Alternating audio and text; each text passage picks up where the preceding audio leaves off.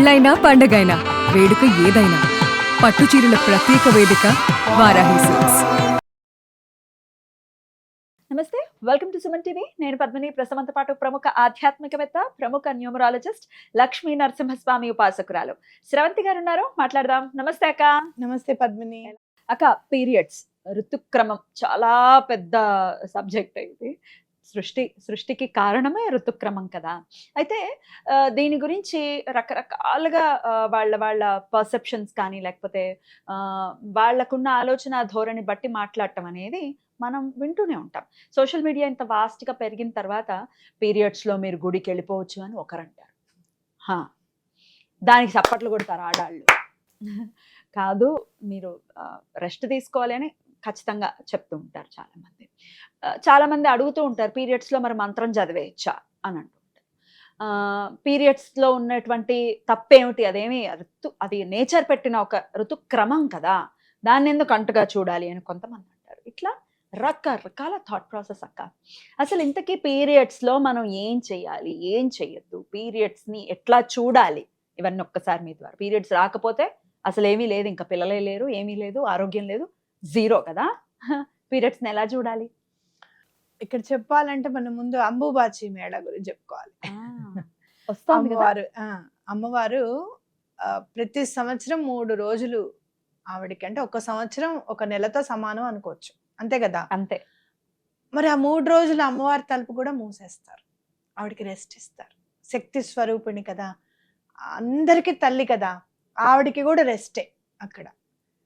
ఆ రెస్ట్ని పురస్కరించుకుని, ఓహో ఆడదానికి ఈ 3 రోజులు మనం రెస్ట్ ఇవ్వాలి అని చెప్పి మనని పక్కన కూర్చోమన్నారు. ఇంకా గుడికి ఎందుకు వెళ్ళకూడదు అని అంటే కనుక, మీరు ఎప్పుడన్నా చూడండి, ముట్టైన వాళ్ళకి, అంటే డేట్ వచ్చిన వాళ్ళకి ఆకలి అధికంగా ఉంటుంది. ఎప్పుడైతే ఆకలి అధికంగా ఉందో, తినాలనిపిస్తుంది టైంకి ఉందో, వాళ్ళ ఋతుక్రమం సరిగ్గా ఉంది అని గుర్తు మనకి. ఈ పనుల్లో పడిపోయి మనం అసలు టైంకి కూడా తినము. ఒక్కొక్కసారి డేట్స్ ఉన్నప్పుడు కడుపు నొప్పితో కూడా తినబుద్ధి వేయదు. అంటే ఏంటి, వాళ్ళకి ఏదో ప్రాబ్లం ఉంది లైట్ గా అనేది ఇండికేట్. అదేదో చాలా పెద్ద ప్రాబ్లం అని కాదు, లోపల ఏదో ప్రాబ్లం ఉంది. 40 years తర్వాత, 45 years తర్వాత అది ఫైబ్రాయిడ్ రూపంలో అట్లా ఇట్లా, లేకపోతే ఒక చిన్న సిస్ట్ రూపంలో అది బయటపడుతుందని మనం అనుకోవచ్చు. రైట్. రెస్ట్ లేదు కదా మనకి. రెస్ట్ లేనప్పుడు ఖచ్చితంగా ఈ నొప్పులు భరించాల్సిందే. ఈ 3 రోజులు ఎందుకు పక్కన కూర్చోమన్నారు అని అంటే, మనలో ఎనర్జీ ఉంటుంది, శక్తి ఏదైతే ఉంటుందో ఆ శక్తి ఎప్పుడు కూడా కిందకు ప్రవహిస్తూ ఉంటుంది. అర్థమైందా? అందుకే జననాంగాలు కిందకు ఉన్నది. రైట్. అర్థమైందా? కేంద్రీకృతం అయి ఉంటుంది, వెళ్ళిపోతుంది బయటకి. ఎప్పుడు కూడా ఎనర్జీ మనకి ఇట్లా పాస్ అవుతూ ఉంటుంది. ఓకే. మనం ఇలా తింటాం, కిందకి వెళ్తుంది బాడీలోకి, అవునా కదా. వేస్ట్ మెటీరియల్ అంతా, జననాంగాలు అంతా కూడా టువర్డ్స్ డౌన్ డైరెక్షన్ లో వెళ్తుంది అని మనం గుర్తుపెట్టుకోవాలి. బికాస్ ఆఫ్ గ్రావిటీ కూడా అట్లా డిజైన్ చేశాడు భగవంతుడు. అంతే కదా. అయితే పీరియడ్స్ ఉన్నప్పుడు ఆ ఎనర్జీ అనేది పైకి కూడా ఎగతన్నుతుంది. అండ్ ద మోస్ట్ సేక్రెడ్ ఏమన్నా ఉంది అంటే పీరియడ్స్ వచ్చినప్పుడు మన బాడీ మోస్ట్ సేక్రెడ్. అంటే ఏంటంటే, చాలా పునీతమైన బాడీ ఏదన్నా ఉంది, 10 మంది ఆడవాళ్లలో పునీతంగా ఉంది ఒక బాడీ, సేక్రెడ్ గా ఉంది అంటే డేట్ వచ్చిన వాళ్ళది. మరి ఇంత పునీతంగా ఉన్న వాళ్ళు గుడికి ఎందుకు వెళ్ళకూడదు అంటే, అక్కడ హయ్యర్ ఎనర్జీ ఉంటుంది, ఇక్కడ హయ్యర్ ఎనర్జీ ఉంటుంది. Doesn't match. ఎక్కువ అయిపోతుంది, మనం భరించలేం, దాన్ని తట్టుకోలేం. అందుకనే మనం ఒక అడుగు ముందుకు వేస్తూ ఉంటే, ఎప్పుడైతే మనం ఎనర్జీని లాస్ అవుతూ ఉంటామో, ఆ పీరియడ్స్ ఉన్నప్పుడు మనకి నీరసం అనిపిస్తుంది, మూడ్ స్వింగ్స్ ఉంటాయి, మాట్లాడబుద్ధి కాదు ఎవరితోనూ. కొంతమందికి స్వీట్ తినాలనిపిస్తుంది, కొంతమందికి నాకైతే కారంగా ఉప్పు కారం వేసుకొని, కారంగా ఏదైనా వెల్లుల్లిపాయ కారం లేకపోతే అలా వేసుకొని తినాలి. నోట్లో నీళ్లు ఊరుతున్నాయి. ఏకాదశి రోజు మీరేంటి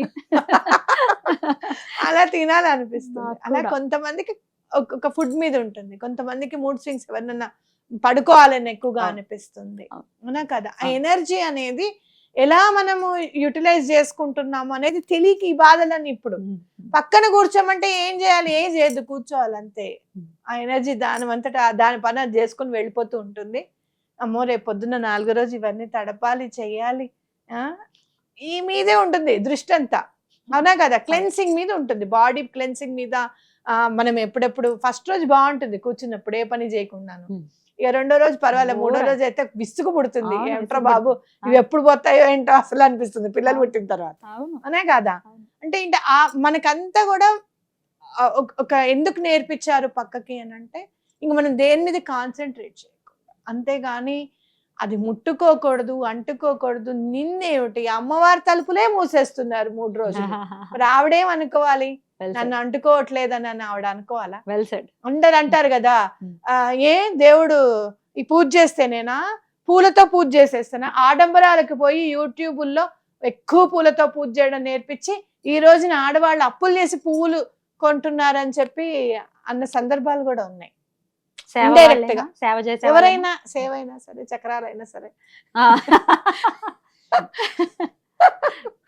అవునా కాదా? ఆ? ఫౌండేషన్లు పెట్టుకున్న వాళ్ళైనా సరే, ఎవరైనా సరే, ఓకేనా? కానీ మనం ఏమనుకుంటామంటే ప్రకృతిని ఎక్కువగా అమ్మవారికి సమర్పిస్తే, ఎక్కువగా పూజ చేస్తే అమ్మవారు మనకి ఇస్తుందని కదా మనం చేసేది. మరి 3 రోజులు క్లోజ్ చేస్తున్నారే ఆవిడ, మరి సృష్టి అంతా ఆపేయాలి, నన్ను దూరం పెడతారా, నన్ను ముట్టుకోవద్దంటారా, మీ పని చెప్తానని చెప్పాలి కదా ఆవిడ. కానీ అది చేసినందుకు ఆవిడ ఇంకా సంతోషిస్తుంది, ఇంకొంచెం ఆవిడ మనకి ఎక్కువగా ప్రేమను అందిస్తుంది. ఎందుకంటే అంతటి శక్తి స్వరూపిణి అయిన నాకు కూడా రెస్ట్ కావాలి అని చెప్పి మీరు మనస్ఫూర్తిగా నన్ను పక్కకు కూర్చోబెట్టారు చూసావు, నన్ను డిస్టర్బ్ చేయలేదు చూసావు ఈ 3 రోజులు, అందుకు నేను మళ్ళీ మీకు చక్కగా ఇంకొంచెం నేను చేస్తాను, మీరు అడిగిందల్లా ఇస్తాను అని చెప్పి అంటుంది అమ్మవారు. అది మనం గుర్తుపెట్టుకోవాలి. ఇంకొకటి, ఎప్పుడు కూడా మా మైత్రికి నాకు కూడా గొడవ అవుతుంది ఈ విషయంలో. వాళ్ళు జెన్జీలో ఏదోటగా ఇప్పుడున్న గంజి కోపం వస్తుంది ఇప్పుడు వాళ్ళకి. కొన్ని సందర్భాల్లో మాత్రం వాళ్ళని చూస్తే నాకు సంతోషం అనిపిస్తుంది. ఎక్కడంటే ఎవరైనా తిట్టినా పట్టించుకోరు, ఎవరైనా మెచ్చుకున్నా హ్యాపీగా ఫీల్ అవ్వరు. మన జనరేషన్లో ఎవరైనా మెచ్చుకుంటే మనకి విపరీతమైన ఇష్టం. 10 మంది మెచ్చుకుని మనం అంటాం చూసావా, ఒక్కళ్ళు నెగటివ్ కామెంట్ పెడితే బాధ అనిపిస్తుంది పద్మిని అని అంటాం చూసావా, అది మన జనరేషన్. కానీ ఇప్పుడున్న జనరేషన్ కి నువ్వు మెచ్చుకుంటే నాకెందుకు, తిడితే నాకెందుకు అనే స్టేజ్కి వచ్చేసారు. వెరీ బ్యాలెన్స్, బ్రహ్మానందంలో. అవును, అంతే కదా, అది ఒక మంచి క్వాలిటీ. Definitely definitely. కానీ ఇది అంటే నిశితంగా పరిశీలించకుండా ఫెమినిజం నుంచి సూడో ఫెమినిజం లోకి వెళ్ళిపోతే మాత్రం అది రాంగ్ అని అంట.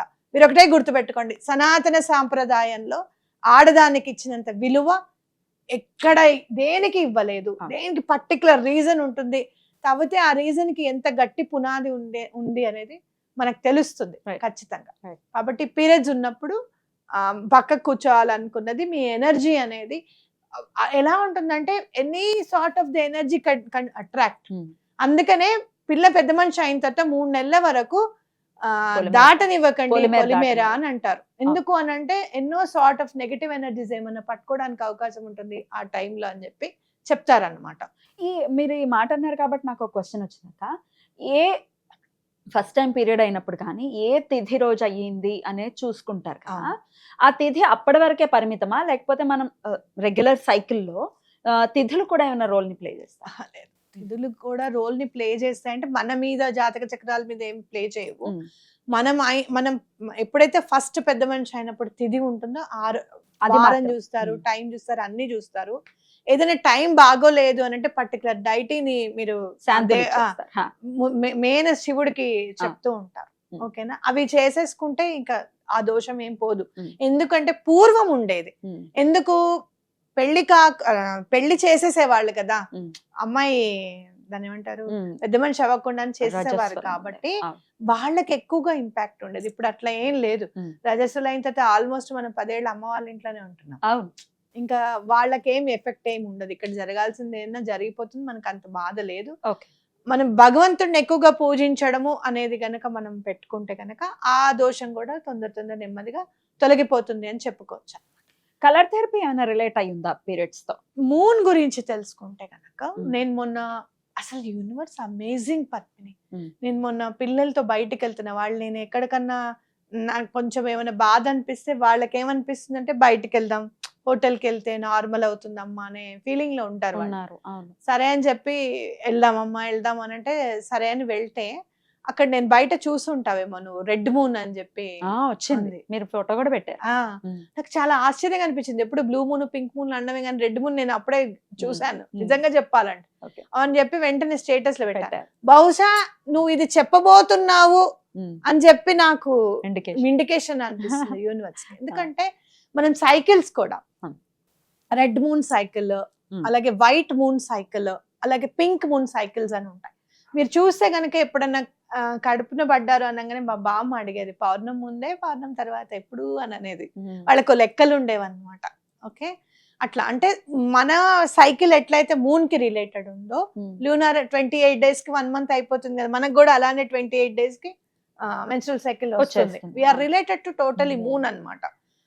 అందుకే అమ్మవారు ధరిస్తారు, శివుడు కూడా అందుకే చంద్రుడిని ధరిస్తాడు అనిపిస్తుంది నాకు. అంటే మన సృష్టి కార్యానికి ఏదైతే ఇంపార్టెంట్, మూన్ మనకి చాలా రిలేటెడ్ అని చెప్పుకోవచ్చు.